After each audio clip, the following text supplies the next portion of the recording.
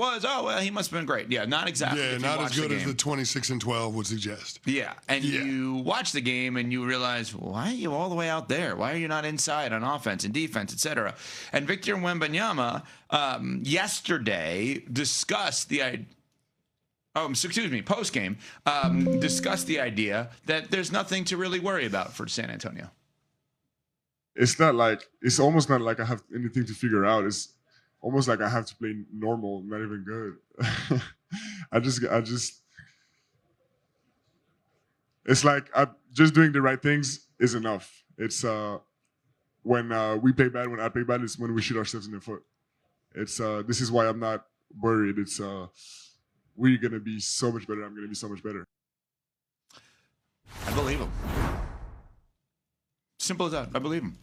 But is it disrespectful to say that I need to play normal, not even good, after you just gave up a lead and lost to the Knicks, who've been playing the best basketball of any team in the postseason? It sounds hella dismissive of what the Knicks did. Right. Right? Usually when you're giving comments, you give credit to the opponents, and then you go into the adjustments that you need to make. But playing normal for the San Antonio Spurs when it comes to Wemby's game means playing well. So to say you don't have to play good, you just have to play normal. I think it's so much more than that because of what you're up against with the New York Knicks. This is one of the best teams that we've seen the last several years. And I'm not talking about the collection of talent as much as I'm talking about the connectivity between all of the players. Right. Right? Like, this team is deep. They trust one another. They're all willing to sacrifice, accept whatever role it takes against any given opponent in order to have success. You have to be extraordinary in trying to beat this team. And sometimes being extraordinary means doing the fundamental things, executing your system at the highest possible level you can. So for Wemby to say, I don't need to have to play good, it feels awfully dismissive of the greatness of this Knicks team, the greatness of Jalen Brunson. So he followed it up yesterday, he being Victor Wembanyama, in a presser, the in-between pressers, and said, we don't need to do anything incredible on Friday night. The reason we lost that game isn't even technical. It's not even technical, tactical. It's we need to approach the game with a better mental state, and we just need to play our game. We just need to be normal. We don't need to do anything incredible. Normal means trusting each other, trusting the basketball guys, trusting the game plan, executing, and not relying on talent so much to make shots or to save the day. I mean,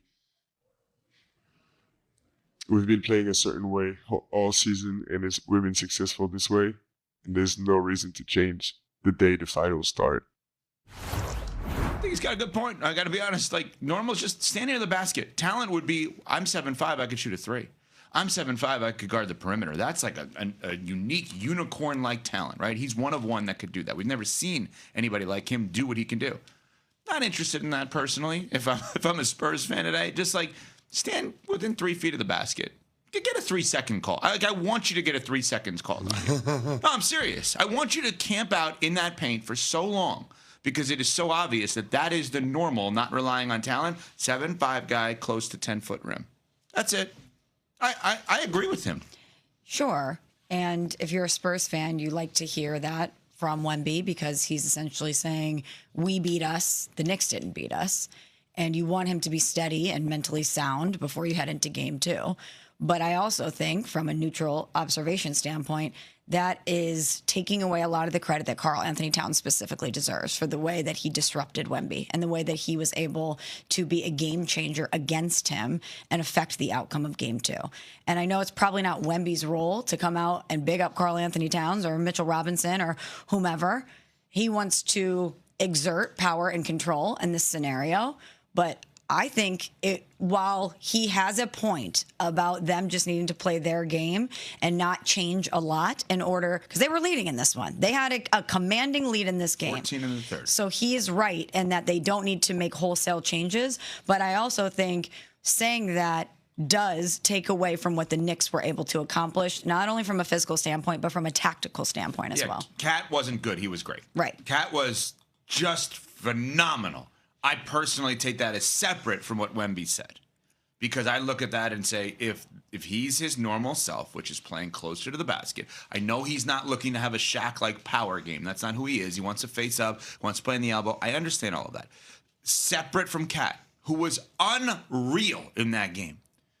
Wemby needs to get back to the basics. Big guy near the basket. Don't overthink it. That doesn't mean you're going to win, but that's where you start, to me, the game plan with all of this. It's just get the big guy closer to the basket on offense and defense.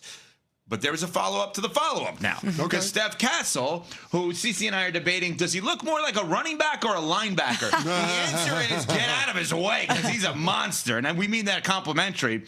He also yesterday expressed, Spurs guard, he ain't that worried about everything. I think Vic said it best. I don't think we have anything to be too worried about. I mean, obviously, we feel like we're the better team, and we didn't play well. We still had a chance to win. So, if we take one thing from that, just going back to being ourselves and, focusing on the right thing. They're focusing on the one team, not the other team. They're just focusing on the Spurs. Is that the right mentality? Is it disrespectful to the other team? How do you go about looking at this?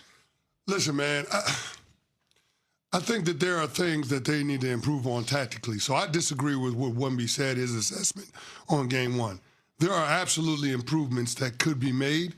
First of all, the Spurs taking 43 three-point attempts and only having 42 points in the paint is a problem. There's no world that exists where you should have more three-point attempts than you have paint points. You have that guy on the team. You have the most unstoppable force in basketball. That you chose to stop, honestly. What did I always say about Victor Wembanyama? The only person that can stop Wemby is Wemby. Mm-hmm. And he stopped himself. I agree. With an assist from Mitch Johnson. It's unacceptable what they did in game one. And credit to Mitch Johnson in having enough awareness to say that they need to attack the paint more. I don't think that's just Wemby. I think it's everybody on that roster.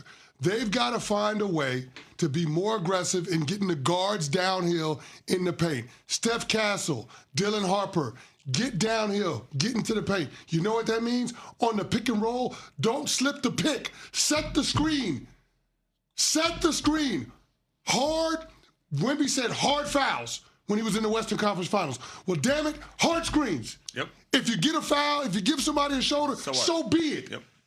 Get downhill. Force Jalen Brunson to defend a guard with a full head of steam going downhill.